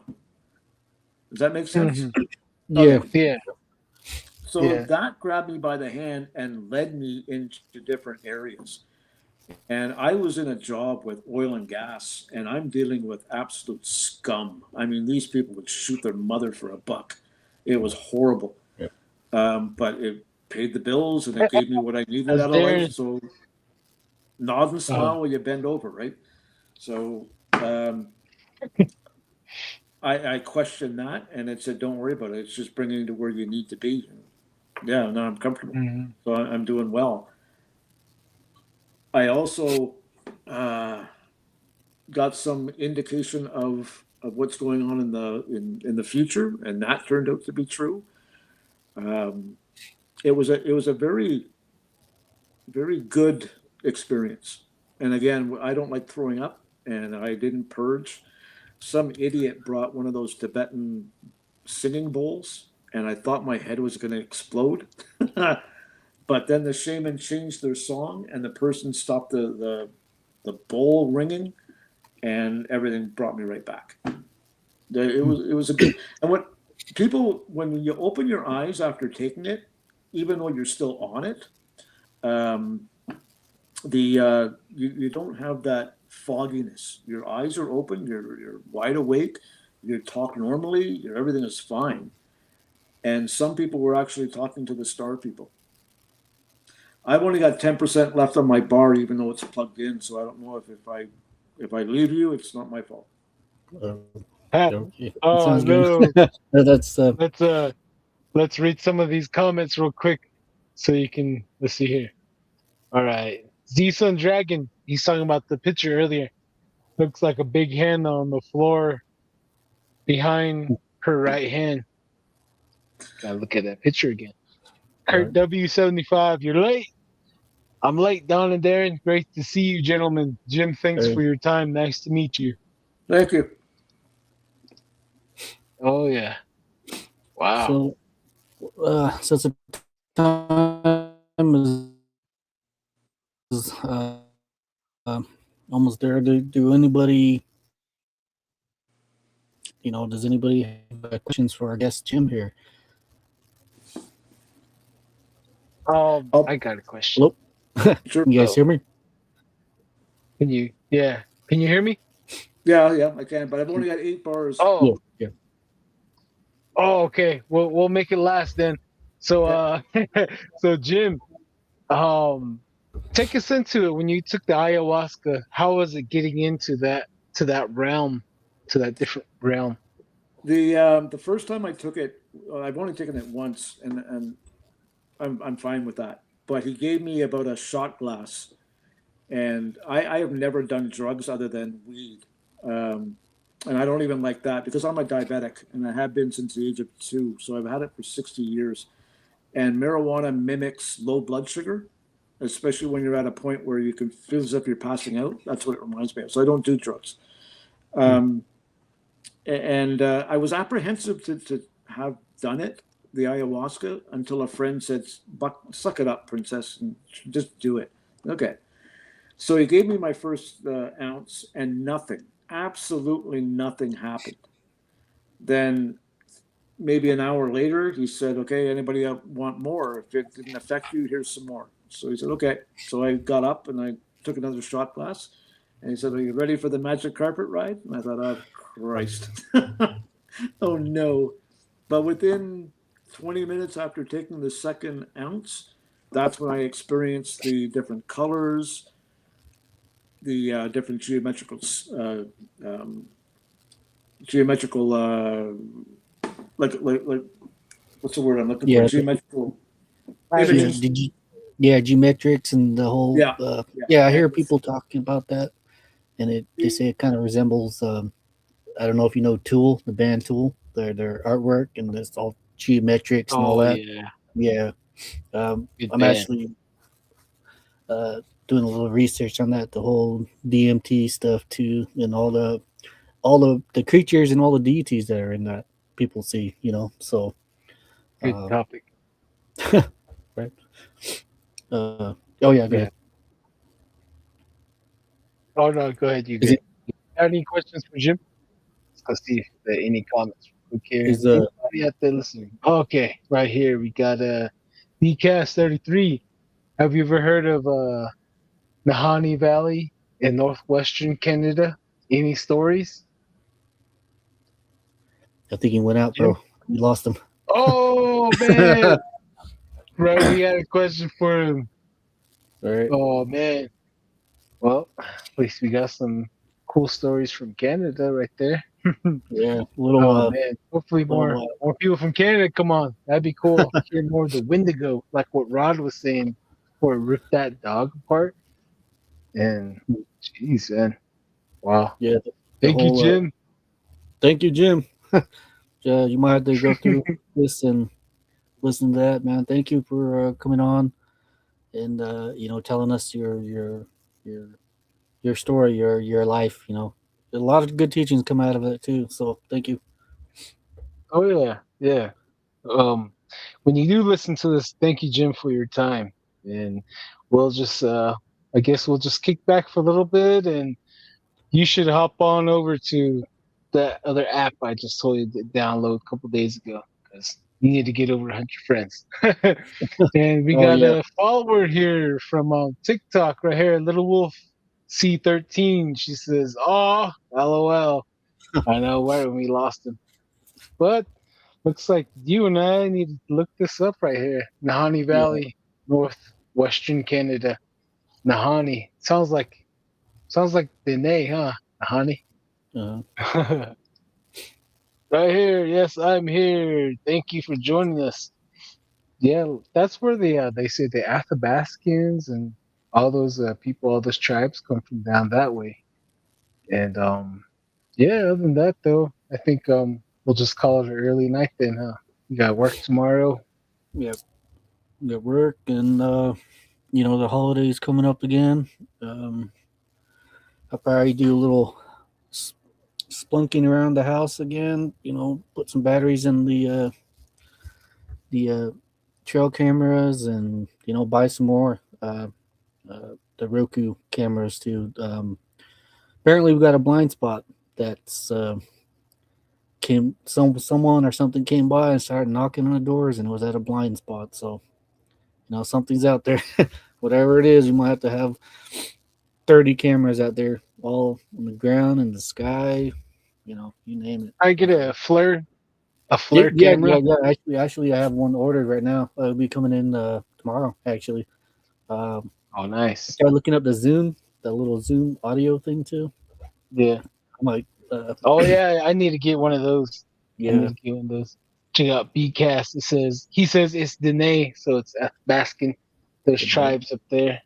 Yeah, Dene is like all over northwestern Canada, or Hmm. like Athabascan.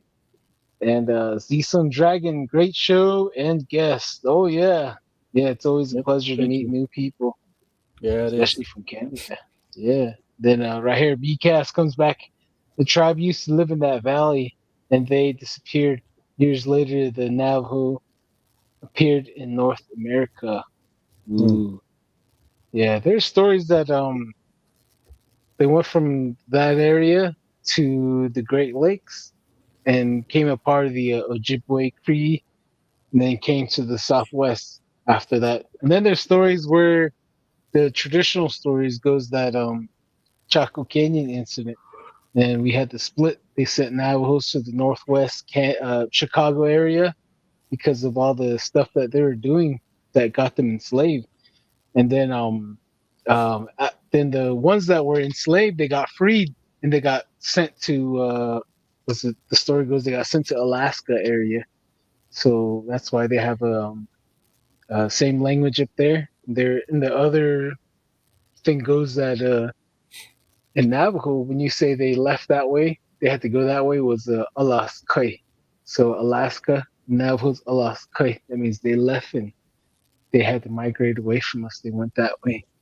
And one of the things goes that if we go over there and if we introduce ourselves, if we say hi, that would mark the beginning of the end of the world because we're not supposed to interact with each other ever again.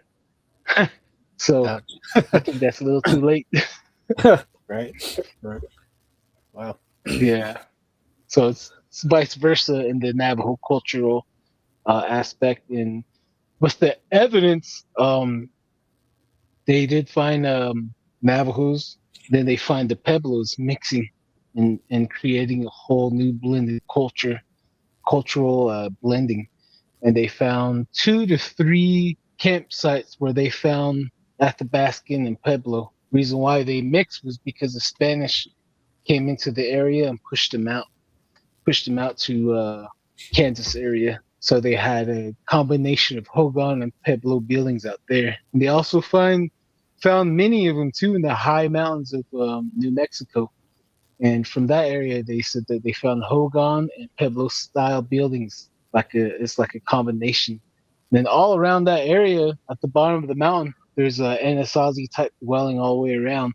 And then when they went around that archaeological site on the bottom, they found a lot of skulls all the way around. I guess they found those people that were living on top of the mountain. They had like slings or something because all the skulls had holes inside of them. And they said these people that lived up here, they had to be the Navajos, the ancestral Navajos that were at war with the Anasazis around this area in New Mexico. And this was like 9,000 feet above elevation. And they said these guys perfected growing crops that high up, and they're really skilled at it. Hmm. And so, yeah, that's evidence of blending. And like our clans has it too. We're blended. Like I'm Ute, Hopi, Mojave, and then all of us we're all different clans. We're all different pieces put together, and we're all identified as Navajo. Right. Pretty strange. Right here. Oh, Crazy Coyote. He's quiet the whole time. Here he is. Crazy Coyote 13. From what I hear, we left the Great Mountains area. Oh yeah, that's what. Hmm. Yep. Because we carry that DNA of those ancestors in the Great Mountains. We carry 9%, and Lakota Sioux carry 11% of that DNA from the Great Mountains. Is what I remember reading. Crazy Coyote. Then there was a song that the Polynesian Hawaii sing about their mother. Oh yeah, Changing Woman. She taught us many. She taught us some songs, and she got on the boat to go to the west. And she said she had to be a mother of another people, so Hmm. she left and she became mother of the Polynesian Hawaiian, possibly. Wow. Pretty cool. BCast 33. Oh yeah, they did the DNA splicing of the Polynesians, and they found out that the Polynesians and Native Americans mixed 10,000 years ago. So that's receipt right there. Hmm. BCAS 33. We are separated by a river. Canada, DNA. The Navajos freed Pueblo slaves from Chaco and Asazi. Yeah, it's a very. That's where it goes in the Great Gambler, the Medicine Men, and the Holy People, and it also deals with magic. Yeah, pretty dark stories there in Mm. Chaco. Crazy Coyote, that song, the Hawaiians Polynesians sing sounds Navajo when I played the RE4 remake. Hey, Crazy Coyote, send that to me on Messenger. I would like Right. to check that out. Sounds very interesting. Our siblings, our brothers and sisters. But right here, BCAS right here says Nahani Valley is also called the Headless Valley. They used to find dead people with no heads. Lured to the locals in the area. Oh man, Mm. that reminds me of something. They said that in our culture, if you go after Sasquatch, he's gonna destroy your head. They said that it's always gonna be your head.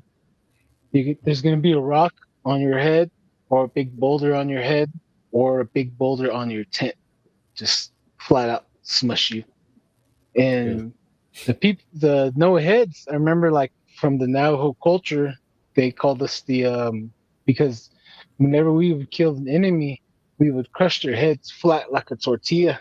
And then everyone that was watching, different tribes, they say, "Why'd you do that?" They say, "Because when this man goes into the underworld, he won't find his head." And that's what the Hopi call us too. Tesavado for male, Tesavada for female. So it translates to the head rock crushers, like like they crush the head with the rock because the Hopis always seen the Navajo beat their enemy, no matter who the enemy was. They always seen the Navajo beat them, and when they beat them, they grabbed the boulder and stood over their head and just smashed it flat, and then they walked off. pretty, Wow. pretty Uh, dark. yeah, yeah. History gets pretty morbid sometimes. Wow. Yeah, but it's uh it's the past. We all got to know the past to not repeat it.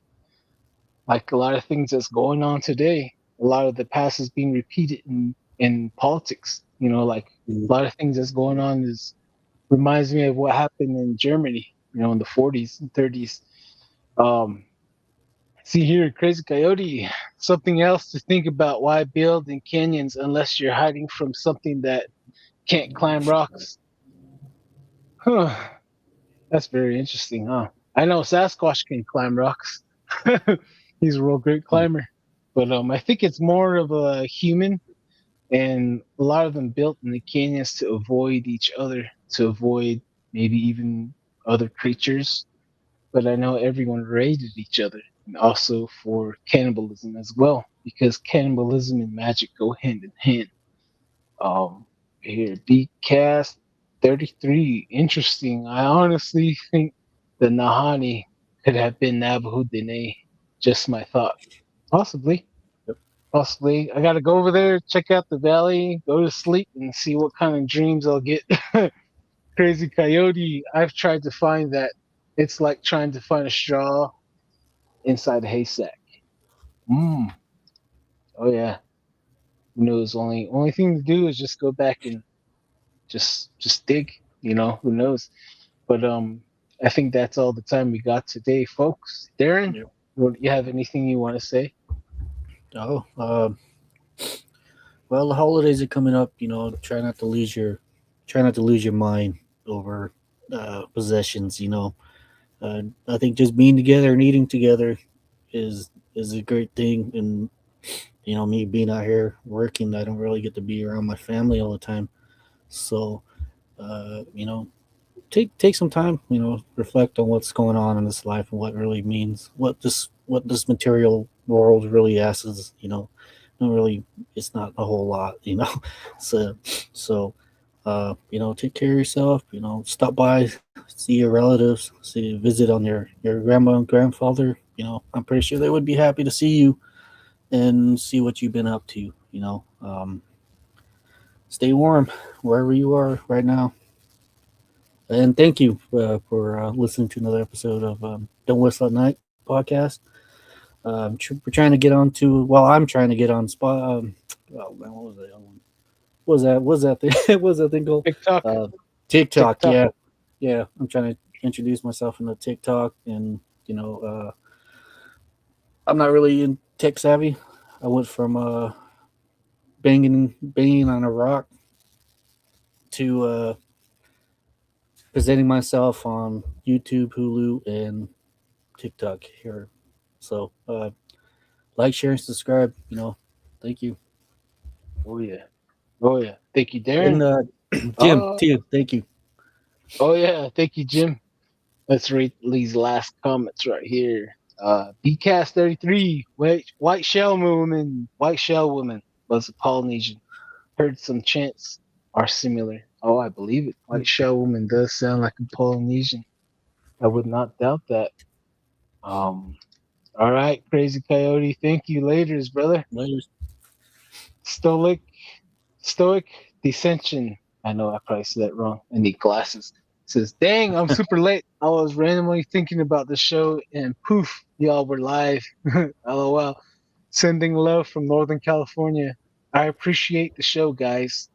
You have great conversations. Thank you. Oh, hey, Yeah. thank you. Yeah. Thank you. Thank you, Thank you. Stoic.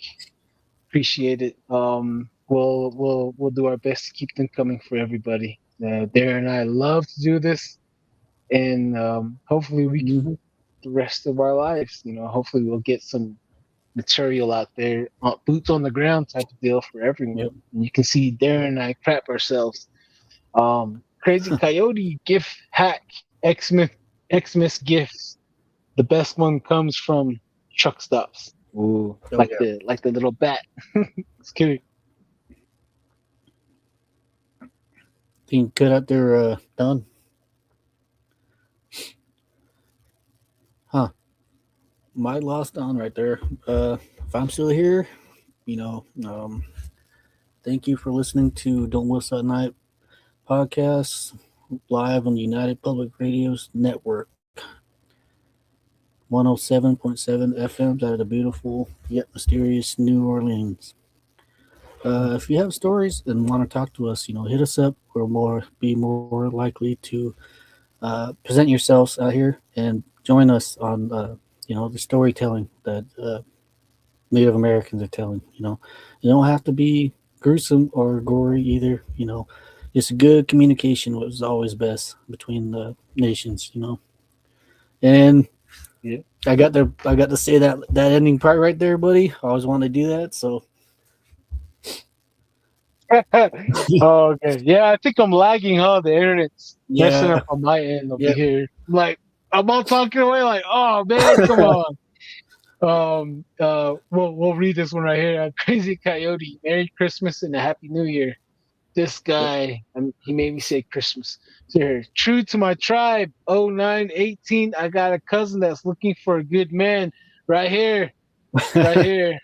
I'll send you my Cash App, PayPal, $1,000 up front. Ah, Little Wolf C13. Thank you both. Glad I can join the live tonight. Oh, thank you, Oh, Little yeah, Wolf. thank you. Thank you.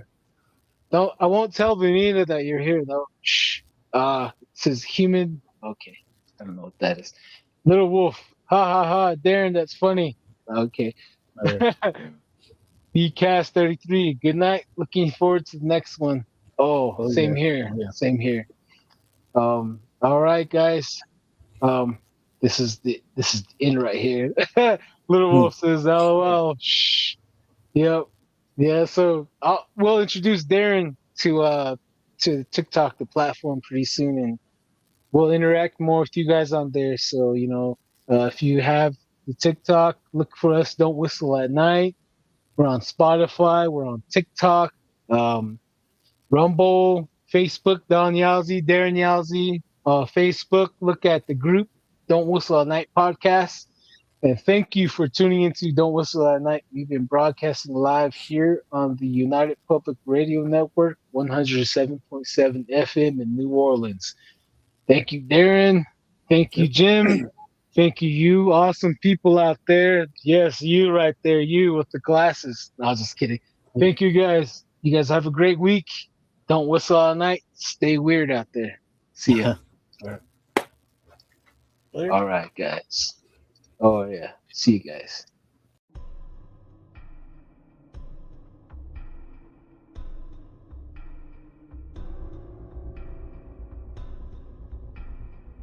Welcome to Don't Whistle at Night podcast, where Navajo legends echo in the shadows. Darren and Dawn will guide you through the sacred fire of Native storytelling, where the old stories breathe, the unknown walks among us, and voices, long hidden, rise to be heard. And remember, don't whistle at night.